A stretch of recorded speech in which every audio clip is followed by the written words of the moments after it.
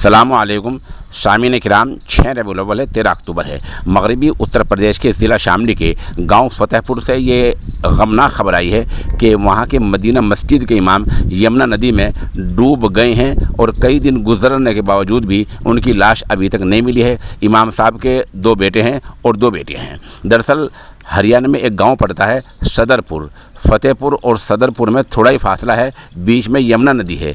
तो इमाम साहब, जिनका नाम हाफिज़ अमीर हसन था, हाफिज़ अमीर हसन इसी यमुना नदी से गुज़र कर सदरपुर जा रहे थे। सदरपुर में उनकी बहन भी है, सोचा जुम्मा भी वहाँ पढ़ लूँगा और बहन से मिलाऊँगा।